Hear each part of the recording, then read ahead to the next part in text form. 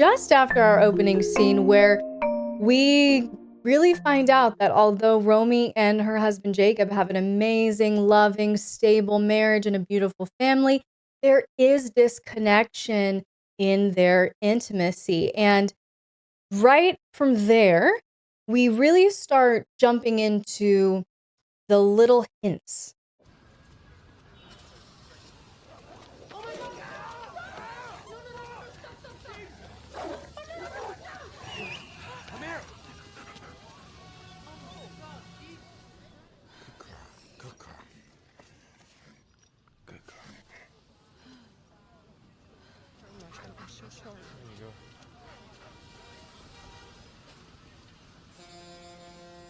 So a couple things happened very fast here, but they were really, really important because they give us insight to Romy's internal world, her experience, her desires a little bit. And what I think is beautiful, what we saw here was Romy seeing herself in that dog. Romy saw this powerful, strong creature that was running toward her, just like she is a strong, powerful creature that's been running toward things in her life, running to attack things in her life. And this boy commanded it, got its attention, called it over, subdued it even. And while he's over there, good girl, good girl, good girl, she's watching this play out and projecting parts of her personality and psyche into this interaction. It's a very, very powerful introduction here. So the kid that just stopped the dog, his name is Samuel, and we come to find out that he is an intern at Romy's company. And this scene is just a few minutes after that initial introduction with the dog. And we see how Samuel begins to test. And dominants, this is the strategy for you. You dominants who ask me, how do I start a scene with a new partner? How do I vet a new partner? How do I figure out if they're even into kink? Any of these questions, and I receive a lot of them. This is it. Dominants, do not underestimate the power of the test. The test being very small, subtle acts of domination, phrasing, energetic expression, that you're doing them to get a reaction, to get some sort of read on the potential submissive. So we caught eyes with her in that whole moment out there. Something got put on his radar. And now we see some tests. Anyway, I have to go. All right, I gotta go. Bye. Hey. How'd you get that dog to calm down? I gave it a cookie. You always have cookies on you? Yeah. Why, do you want one? No. You shouldn't drink coffee after lunch. How many do you drink a day? None of your business. 7. So we saw a couple little moments there. There was a little bit of an increase of proximity, the eye contact, a little bit of a playful scold. You shouldn't drink coffee after lunch. Do you want a cookie? So we're doing on this little interplay of flirtation, testing, scolding. And this is exactly what I teach in depth every month in my Erotic Intelligence Masterclass. We literally dig into every month practical scenes where I lay out the entire scene as well as practical erotic communication strategies. And Samuel here just demonstrated a number of them incredibly well. The flirtation with the, yeah, you want a cookie? The scolding, you shouldn't drink that much coffee after lunch. Dominance, you want to be a highly skilled, seductive communicator? You want to really run the room? You really want to tap into deep levels of inducement? It's not just about communication. It's about erotic communication and how to effectively mix the tones in your erotic communication. And he did it so well in this scene. None of your business. 7. Yeah. So in this scene, it has been about a week or so, a couple weeks, and there was a company Christmas party, and Romy has just been finding herself more and more mentally occupied with the concept of Samuel in some sort of erotic way. She really doesn't know what she's feeling, but we're feeling some type of way. So it's been a week or two. She just got Botox done. Now, I'm only pointing that out because this next scene right here, gentlemen, it's a beautiful way to validate your woman, your submissive. He did it so incredibly well, because I know some of you guys are like, well, she's trying to set me up. What am I supposed to say? If she asks if this dress makes me look fat, I got you. Here's what he does. Wait, hold the door. Oh, I'm looking forward to Tuesday. Tuesday? Why? I got an email saying they scheduled the first meeting. I don't know who sent that email, but I definitely don't have time for that. It's just 10 minutes. What's that? Huh? What is that? What's what? You know, there's no need for the... It looks good on you. So many good things just happened in that small exchange between the two of them. Number one, we see that he's working with her in this mentorship program. She kind of begrudgingly got volunteered for it, and he chose her as his mentor. Now, if you watch the entire movie, you'll see that there are some other things going along with the whole mentorship thing, but that is irrelevant for our conversation right now. What he did here was he was trying to assert some dominance. Looking forward to our meeting, kind of have a little connection moment, but it was also a little bit of a dominant move. And then she was kind of dismissive about it. And he did not cower. Gentlemen, he did not back down. He did not get intimidated when she was a little dismissive with him. What did he do? He actually accelerated his domination. What's that? What's that on your cheek? He was so present that he noticed the little bruise that she got from the Botox and used that as an opportunity to elevate his domination a little bit, subtly. And this is another principle that we talk about every month in my Erotic Intelligence Masterclass, that it's all about the law of missed opportunities. But if you can learn how to be so fully present with your partner that you notice a tiny little bruise behind a piece of hair and you call it out, that submissive, that partner is going to feel so seen and held by you. You want to talk about creating that power gap, creating that sense of devotion, inducing, seducing. That's how you do it. And then what did he say? 2 things back to back. And they seem contradictory, but it was really the most winning statement he could have said. What was the first thing? You know, there's no need for the...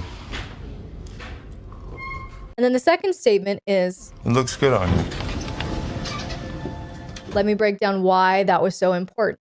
Why that was so effective, why that was so powerful. Had he said the first one, you don't need to do that. It's kind of scolding and it could get her in her head, make her feel insecure about why she did it to begin with. So we have that statement, but then he immediately followed it up with, it looks good on you. So we're validating, you don't need it, but it works for you. It looks good on you. So he's creating this sense of being seen and being held and being validated, all in the course of about, what was that, 30 seconds? If you're watching these scene breakdowns with me and really wanting to tap into your dominant energy, if things are clicking, I just came out with a brand new Patreon resource, my quick start guide for dominance. I have one for male dominance and one for female dominance. And each of these guides is a 5-page download for you to give to your submissive. At the end of this 5 pages, dominance, you will have all of the crucial framework information to quickly initiate a scene and very efficiently get them into subspace. Just go over to patreon.com/LXerotica. I've linked it in this description, and this post is available for individual purchase. Become a monthly subscriber and you can save 50%. You do not want to miss this quick start guide for FEMDOMS or dominant. This will give you the tools to really start leveraging the techniques that you're seeing from Samuel in this series. You don't want to miss it. So the mentorship meeting that we were hinting at in the elevator. There's so much volleying in this scene because she hasn't agreed to submit yet. She hasn't agreed. She doesn't even really realize what's happening right now. And dominance with a new partner, a new submissive, whatever, you will likely run into this perceived resistance or volleying or pushback. And here's the thing, resistance, volleying, and pushback is not the same thing as a safe word being called. It's not the same thing as a retraction of consent. Sometimes it's what creates the erotic energy flow. Hey. You have 7 minutes. 10, I think. Thanks for making the time. I was forced. What? Why did you want to meet here? You don't like this room? No, I like the room. It's a nice room. That's soundproof, which is good. If I were you, I'd hurry up. Yeah, of course. All right. How did it start? What? The warehouse automation dream. I graduated Yale cum laude. I was recruited by an investment firm. The selection process was grueling. At the end, they wanted me to solve a hypothetical case of a company that was in deep trouble. I went back in and I told them they could go fuck themselves. Did you? What did they say? They hired me. Because you were bold? I guess because they were looking for certain personalities. What kind? I wanted to automate repetitive tasks and give people their time back by limiting. Power-hungry personalities? You think that's what I am? No. I think the opposite. You think I don't like power? No, I think you like to be told what to do.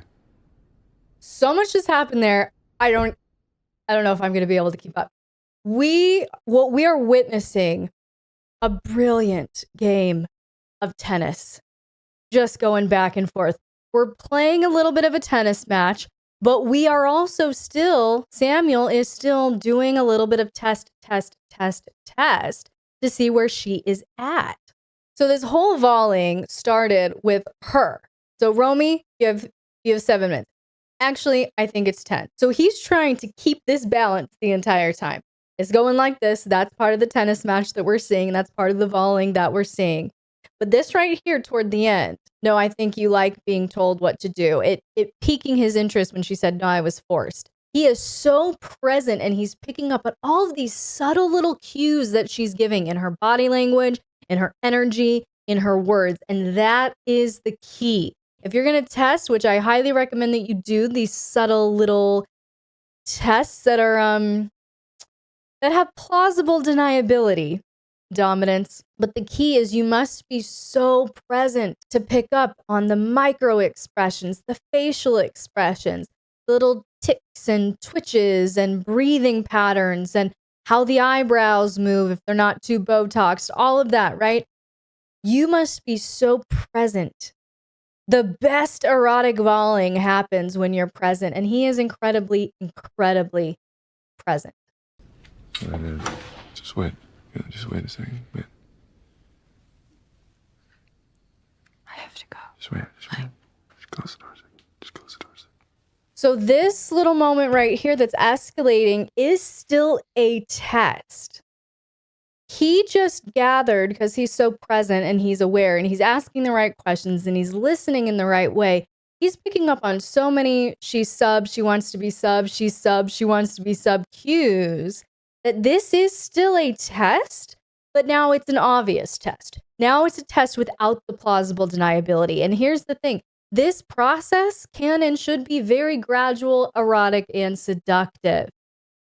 You're gathering data. You're kind of doing these subtle little tests, plausible deniability, right? Seeing if submission is on their radar, seeing where they're at with that. And now we've confirmed. She didn't want to be here, but she was forced into it by her staff, her board, whatever. He was perceptive enough to call that out, and then he watched how she responded. We're getting silent, kind of dismissive, not wanting to make eye contact after he called it out. I think you like being told what to do. Reinforced what he said. So this right here is another test of domination like we've been discussing. But this is much more obvious because of the data he just received. So there should be an escalation. This is how we build that erotic tension.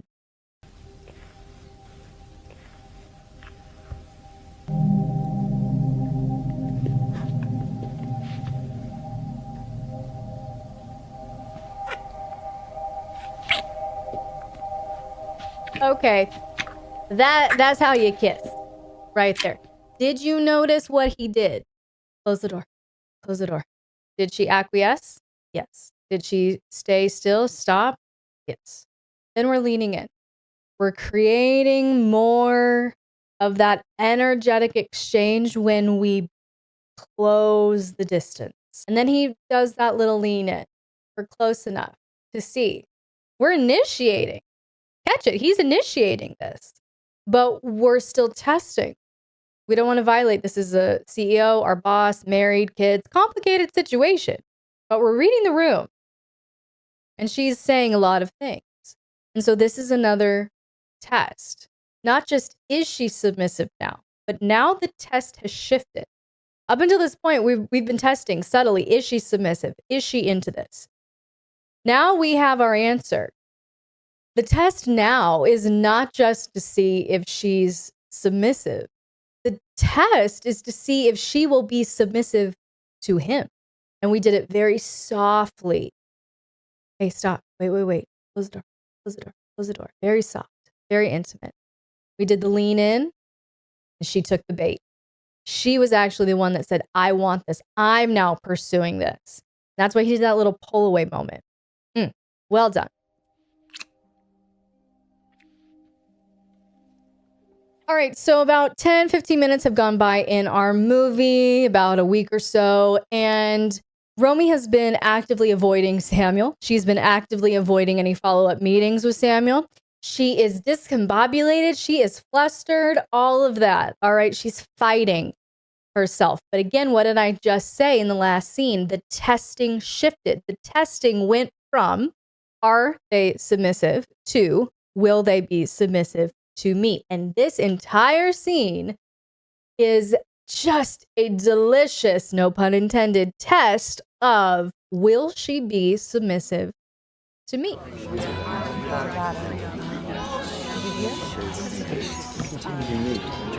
I don't know. I was thinking, wouldn't it be amazing to focus more on recruiting women? She's enthusiastic. I don't have enough going on right now. You really don't. Okay, we can go toe to toe. What is this? Did you order? I didn't order. Did you order this? No, it's Excuse me. I don't think they do that. Shall we all do one? I ordered a food. I'm impressed. Kind of extraordinary. Okay, that was a test. That was a delicious test. Like I said, no pun intended, but lots of things happening there. Number one, I pointed out the timeline. That's how present he is. And that's the goal, dominance. You really want to level up your seduction skills, your erotic intelligence? Be more present. She came in, eye contact. Within about 30 seconds, he was at that bar ordering that. She wasn't there for 2 minutes on it. Why? Why is it so important that he did that immediately? Now, he didn't have to, but why was that so effective? He was taking up territory. It wasn't just a test of, will you submit to me? Now we escalated the test. Will you submit to me in public? No one will know, but you and I will know. Will you submit to me in public? And then her actually drinking the whole thing, not just a sip, but a blah, blah, blah, glug, glug, glug, glug, glug, right? That was her like, okay, volley back, right? So we still have this power dynamic that's working itself out. And you gentlemen, this is something that you must understand. Part of this, the volleying, is not because she doesn't want to. It's not because she doesn't crave it. She's just stuck in dom space. And you need to have a heavy enough hand, nurturing enough, but heavy enough to guide her out of that. So she was there maybe to meet her friends and hang out with coworkers, whatever. He said, no. You might be here for your own agenda, but I'm going to pull this move. And for the rest of the evening, your mind is going to be on that glass of milk.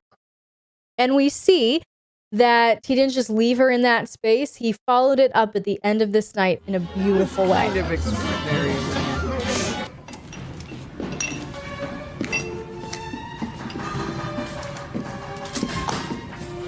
Thank you. Good girl. Okay, I feel like that one's pretty self-explanatory, but oh, so well done. So good. So that was part 2 of this breakdown, but there's so much more. And in the next part, next week, we are going to talk all about how Samuel escalates the tests. Are you submissive? Will you be submissive to me? And now, how submissive are you willing to be? I'll see you next week.